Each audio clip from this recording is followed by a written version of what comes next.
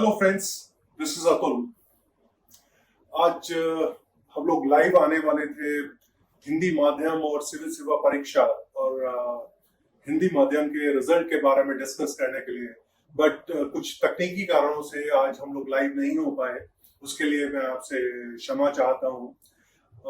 मेरा एक प्रयास था कि हम लोग बात करें सिविल सेवा परीक्षा में हिंदी माध्यम के उम्मीदवारों का सफलता अनुपात उस रेशो में क्यों नहीं है, वो समानुपात क्यों नहीं है अंग्रेजी माध्यम के उम्मीदवारों के समकक्ष। हिंदी माध्यम के उम्मीदवारों के आखिर सफलता क्यों नहीं आ पाती, क्या है इसका कारण? क्या पिछले वर्षों में हिंदी माध्यम के उम्मीदवारों के खराब प्रदर्शन का असर आज हम पे पड़ रहा है? क्या यह भ्रम की परीक्षा प्रणाली में पिछले वर्षों में आए बदलाव इस परीक्षा में आज उम्मीदवारों के प्रदर्शन को प्रभावित कर रहे हैं, या आप कहीं कुछ मेहनत करने से डरते हैं? हर चीज आप चाहते हैं कि सफलता बहुत आसानी से आपके हाथ में आ जाए। इसका मतलब है कि ये नहीं कहना चाहता कि आप मेहनत नहीं करना चाहते। मैं ये कह रहा हूँ, मेहनत करने से क्या आप डर रहे हैं? जब आपकी आशाएं और आपके परिवार की आकांक्षाएं आपसे बहुत बड़ी हैं, ऐसे में विफलता आपकी सपनों को चकनाचूर कर सकती है। ना तो आप में प्रतिभा की कमी है और ना ही दक्षता की। अगर मैं आपसे बात करूं मेधा और सामर्थ्य की, तो आप में असीम क्षमता है और लक्ष्य भेदन करने का कौशल भी। हिंदी माध्यम के स्टूडेंट्स पार्टिकुलरली, जैसा मैंने देखा है इतने सालों में, स्वभाव से जुझारू और प्रकृति मनन और ज्ञान अर्जित करने की रहती है, क्योंकि कहीं कुछ कर दिखाने की तमन्ना दिल में रहती है कि कुछ बड़ा किया जाए। अपूर्व बुद्धि के धनी ये हिंदी माध्यम के युवा जब ऐसे परिवेश में इस परीक्षा की तैयारी करते हैं जहां भटकाव है, जहां अप्रासंगिक, विकृत और केवल लक्षणदार बातें आपकी तैयारी को कहीं नुकसान पहुंचा रही है, और तैयारी के नाम पर वास्तविक जरूरतों और शिथिलीकरण और शिथिलीकृत व्यवहार, केवल खोखले वादे। पर दोष तो सीखने की प्रक्रिया में है दोस्त, जिसको आप समझने को तैयार नहीं है। असफलता और पराजय में बहुत बड़ा फर्क होता है। मुझे तो यहाँ पराजय और हथियार डाल देने जैसी स्थिति नजर आ रही है। यदि कुछ एक अपवाद छोड़ दिए जाएं, तो हिंदी माध्यम के उम्मीदवारों में प्रवीणता, कुशलता, निपुणता, चतुराई, दक्षता और अपने बलबूते पर वांछित सफलता प्राप्त करने की एक जो कला रही है, उससे अधिकांश हिंदी माध्यम के उम्मीदवार वंचित रहे हैं। क्या मान ले कि कोई राह नजर नहीं आती? मेरी मान्यता है, मेरी समझ कहती है कि आंशिक, पर्याप्त और बेमन से किए गए मनोरथ कभी सिद्ध नहीं होते। ऐसे मनोरथ में सफलता प्राप्त करना असंभव है। तो क्या है जरूरत? हम किस बदलाव की बात करते हैं? इसी के लिए आज ये एक सेशन रखा गया था, और क्योंकि मैं आपके सामने लाइव नहीं आ पाया, इसलिए क्यों ना आज कुछ महत्वपूर्ण कारकों को इस चर्चा में शामिल किया जाए और एक व्यवहारिक रणनीति पर चिंतन करें जो एक बड़ा बदलाव ला सके और बड़ा परिणाम भी। आपके मन में अगर कोई प्रश्न उठते हैं, आपको लगता है कि कोई एक ऐसी चीज है, चाहे वो परीक्षा प्रणाली को लेके है, प्रश्न पत्रों को लेके है, हिंदी अंग्रेजी को लेके किसी माध्यम की वजह से कहीं कोई परेशानी है, आपके मन में जो सवाल आते हैं, विभिन्न प्रश्न जो आपके दिल में कहीं डर पैदा करते हैं, संशय पैदा करते हैं, आइए आप उन प्रश्नों को मेरे साथ साझा करें, शेयर करें, और बहुत जल्द ही मैं आपके सामने उन प्रश्नों के उत्तरों के साथ आऊंगा। और मेरे साथ होंगे कुछ हिंदी माध्यम से सफल उम्मीदवार, कुछ मेंटर्स जो हिंदी माध्यम के लिए बहुत वर्षों से इस एरिया में काम कर रहे हैं, और कुछ एक ऐसा संवाद किया जाए जिसमें कि हमें राह मिल सके। अगर मैं अपने मन की बात करूं, मुझे जो जहां नजर आता है कि हिंदी माध्यम में कहां परेशानी है, तो वो सबसे बड़ी चीज है अपने ऊपर विश्वास। मैं अगर 2003 से लेके और 2010, 11, 12 तक जो परिणाम आए, 2014 में 13th रैंक निशान जैन हिंदी माध्यम से सर्वोच्च स्थान के साथ सफल रहे थे। तो ये जो प्रक्रिया शुरू हुई, अजय शुक्ल, लोकेश, कमल किशोर, इसमें किरण कौशल ने एक नया अध्याय जोड़ा, जहां 3rd रैंक पे वो हिंदी माध्यम से सर्वोच्च स्थान के साथ सफल रही। उसके बाद हालांकि लोग बात करते हैं कि हिंदी माध्यम के परिणाम बहुत ज्यादा प्रभावित हुए 2011 में परीक्षा प्रणाली में आए बदलाव के बाद, पर उसके बावजूद भी 2012 में 8th रैंक पे वंदना और 20वें स्थान पर प्रियंका निरंजन एक ऐसे रिजल्ट रहे जिनसे कि हिंदी माध्यम में बहुत जोश का वातावरण रहा। पर अचानक उसके बाद से चीजें बहुत बदली। ऐसा माहौल सामने आया कि जहां हिंदी माध्यम के उम्मीदवार पहला ही जो प्रारंभिक परीक्षा स्तर पे ही इस परीक्षा में सफलता से वंचित रहने लगे। कहीं अगर हम बात करें हिंदी माध्यम के परिणाम के बारे में, मैं शुरुआत करना चाहूंगा 2010 से, जहां सबसे पहली बार एक हिंदी माध्यम के उम्मीदवारों को कठिनाई महसूस हुई प्रारंभिक परीक्षा पार करने में। उससे पहले मैं कई ऐसे उम्मीदवारों को जानता हूं जो लोग प्रीलिम्स परीक्षा को पास करना उनके लिए केक वॉक जैसा था। प्रारंभिक परीक्षा वो बड़े आराम से पार कर जाते थे, बट असली प्रॉब्लम मुख्य परीक्षा में आती थी। बट 2010 में जो एक यूपीएससी का रुख चेंज हुआ, परीक्षक की एक सोच बदली, वहां पे वो एक प्रीकर्सर था जो 2011 में बदलाव आए उसके बारे में। और 2011 में जो प्रारंभिक परीक्षा के स्तर पर बदलाव आए, जहां ऑप्शनल सब्जेक्ट को हटा दिया गया और उसकी जगह एप्टीट्यूड टेस्ट आया, उसने बहुत एक अलग वातावरण पैदा किया। और एक परीक्षा के प्रारूप में बदलाव से इतना बड़ा फर्क नहीं पड़ा जितना कि उस बदलाव के डर ने हिंदी माध्यम के उम्मीदवारों को बुरी तरह से प्रभावित किया। ठीक है, शुरुआत में मैं मानता हूं कि 2011 में जब एप्टीट्यूड टेस्ट आया था और उसका कुछ फायदा इंग्लिश मीडियम के स्टूडेंट्स, खासकर इंजीनियर और जो मेडिकल बैकग्राउंड के स्टूडेंट्स थे, साइंस बैकग्राउंड के स्टूडेंट्स थे, उनको इस चीज का फायदा मिला। बट वो भी 2015 में क्वालिफाइंग कर दिया गया, 33% मार्क्स।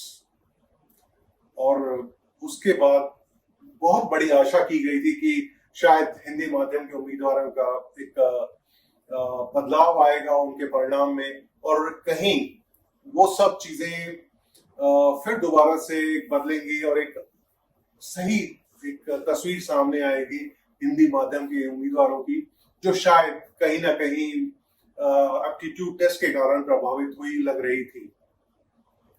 पर अचंभा, सरप्राइजिंग बात यह है कि पेपर 2 क्वालिफाइंग हो जाने के बाद भी हिंदी माध्यम के रिजल्ट में कहीं कोई बदलाव नहीं आया।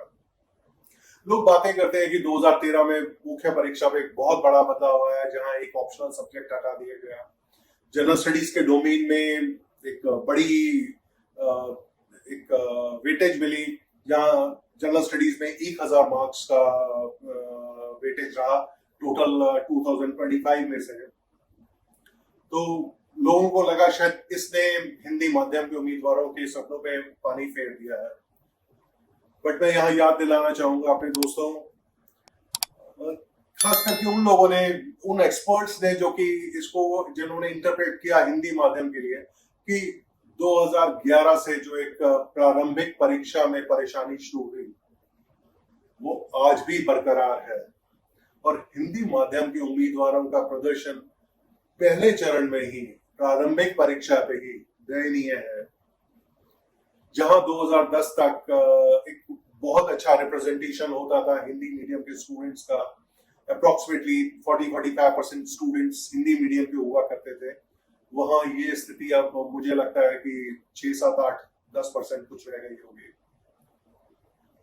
बहुत बड़ा गिरावट है, और बहुत बड़ी गिरावट अगर प्रारंभिक परीक्षा के कारण आई है तो आप समझ सकते हैं कि मुख्य परीक्षा में बदलाव हुए न हुए एक बराबर है।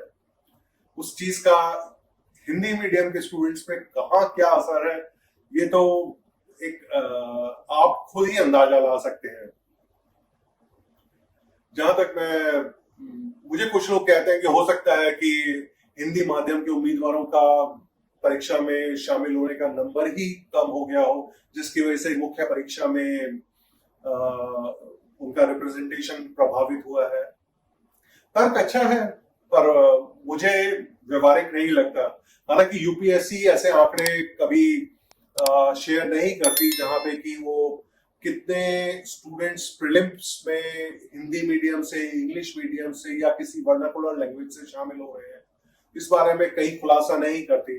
बट मुझे लगता है कि, और मैं इसको विश्वास से कह सकता हूं कि हिंदी माध्यम के उम्मीदवारों की संख्या इस परीक्षा में कम नहीं हुई है, बल्कि बढ़ी ही होगी, क्योंकि जिस तरह के परिणाम 2010, 11, 12, 14 में, उसके बाद अगले वर्ष 2016 में 31 रैंक पे गौरव, 33वें रैंक पे गंगा सिंह राजपूत, 39 रैंक पे शैलेंद्र सिंह इंदौलिया, सब लोग एक ऐसे रिजल्ट प्रोड्यूस कर रहे थे जिससे कि शायद कहीं भी जोश कम होने वाला तो मुझे नहीं कारण नजर आता कि लोगों की हिंदी माध्यम से परीक्षा में शामिल होने की संख्या, ऐसे उम्मीदवार जो हिंदी माध्यम से सिविल सर्विस परीक्षा में भाग लेते हैं, उनकी संख्या कम हुई हो।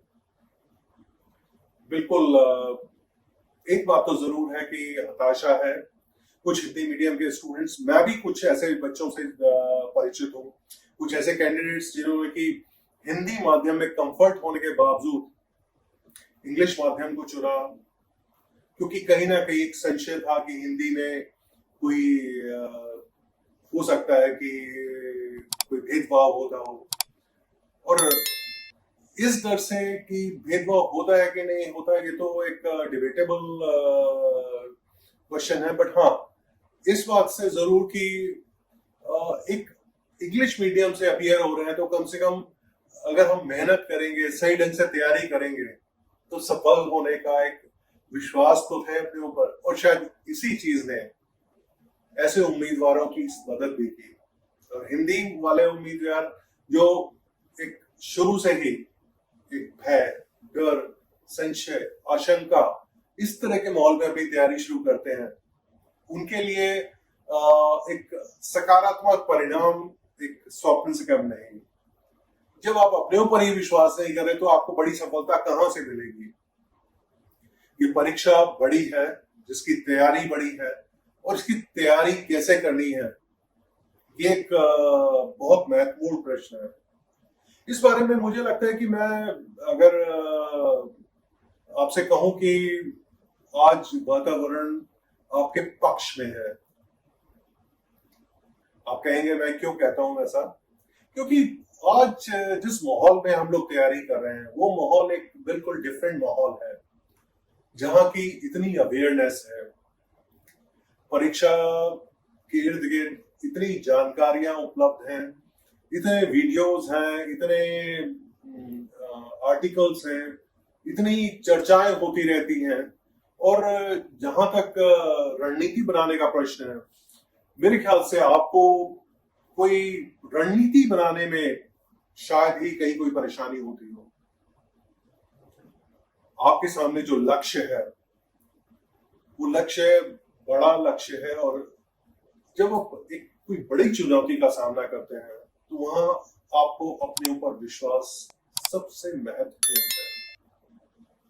और यहीं पे हिंदी और इंग्लिश मीडियम का जो डिफरेंस होता है, हम जो जिस अनुपात की बात कर रहे थे, उस अनुपात में अगर हमें कहीं कोई एक दूरियां नजर आ रही हैं तो उसका कारण है इंग्लिश मीडियम स्टूडेंट कॉन्फिडेंट है, अपने बारे में, अपनी सफलता के बारे में आश्वस्त है। हिंदी माध्यम का उम्मीदवार कहीं संशय में है। तो आप इस डर को अपने मन से निकालें। और ये एक ऐसी चीज है जिसके बदलाव से आप देखेंगे कि आप जब तैयारी करते हैं, आपको तैयारी करने के दौरान आपका अपने ऊपर विश्वास आपकी तैयारी के ढंग को बिल्कुल बदल देगा।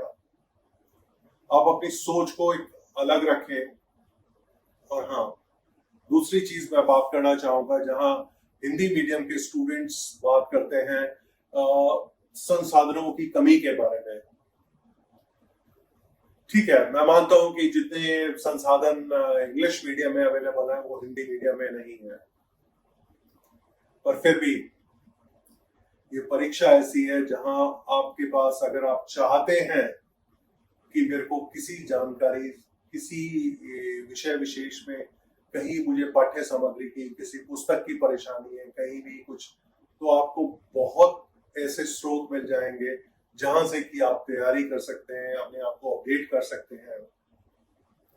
हाँ, जरूर है कि हिंदी में the Hindu, the Indian express, ये अखबार, द टाइम्स ऑफ इंडिया, ये अखबार हिंदी में अवेलेबल नहीं है। बट पिछले कुछ वर्षों में हिंदी न्यूज़पेपर्स की क्वालिटी में जबरदस्त बदलाव आया है। हर एक मीडिया में जो एक बदलाव आया है, पूरा एक क्रांति आई है इंटरनेट युग के बाद, उसने हिंदी माध्यम के समाचार पत्रों में भी एक जबरदस्त बदलाव लाया है। तो आप अगर सही ढंग से पढ़ते हैं, और आप एक चीज जरूर सोचें और समझें भी इस चीज को, कि क्या सिर्फ हिंदू ही है जिससे आप सफलता प्राप्त कर सकते हैं? अगर आप हिंदू या इंडियन एक्सप्रेस नहीं पढ़ते तो आप अपने समाचारों को, अपने विचारों को अपडेट नहीं कर सकते। ऐसा नहीं है।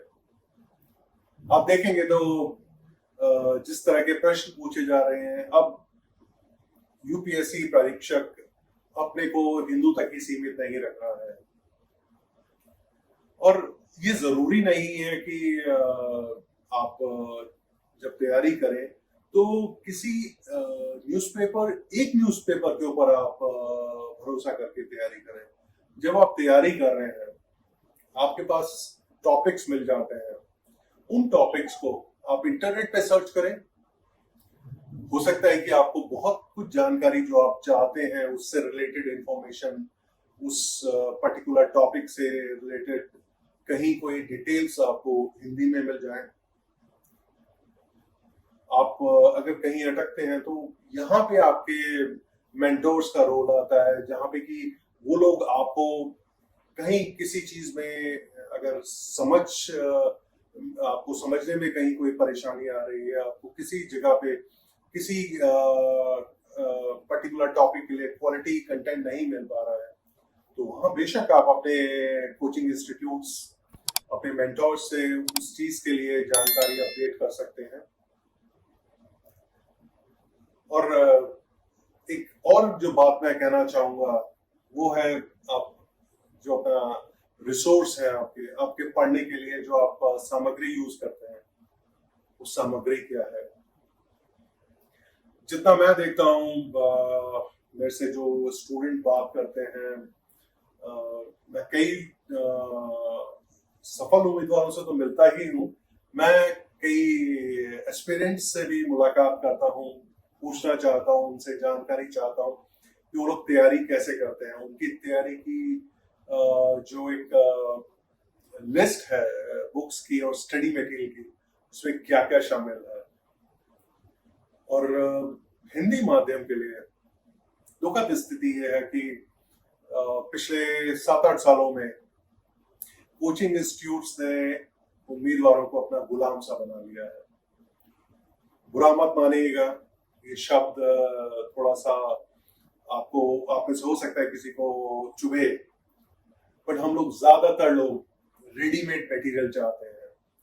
हम लोग चाहते हैं कि जो भी स्टडी मटेरियल हो हमारे सामने रेडीमेड परोस दिया जाए, हम उसको पढ़ें और उसमें से पढ़ के आप परीक्षा को पास कर लें।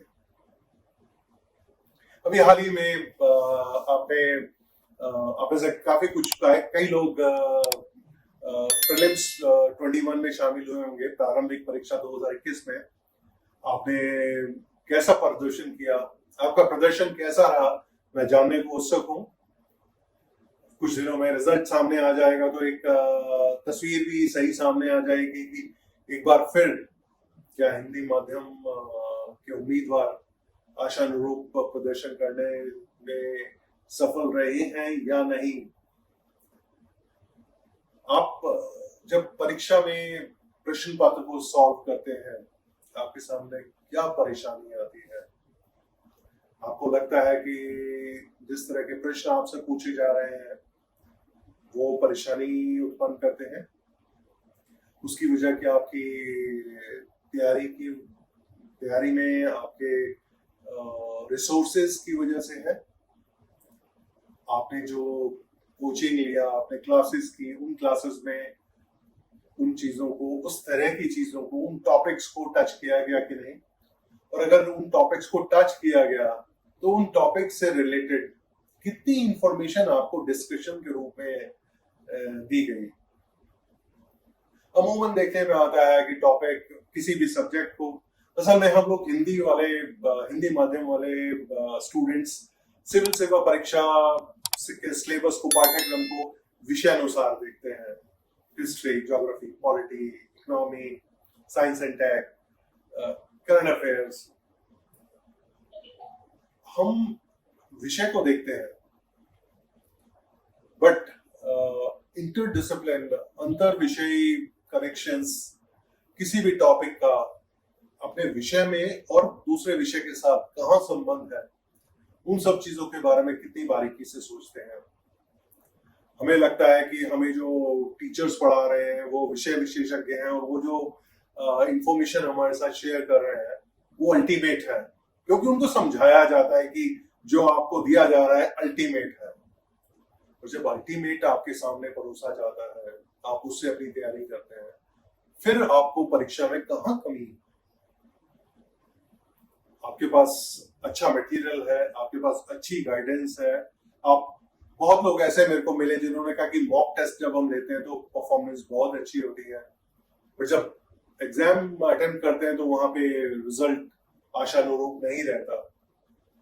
इसका एक सिंपल सा जवाब है कि आप जो मॉक टेस्ट अटेम्प्ट करते हैं वो मॉक टेस्ट की क्वालिटी कैसी है, कौन वो प्रश्न बनाता है और वो प्रश्न किस आधार पर बनाए जाते हैं।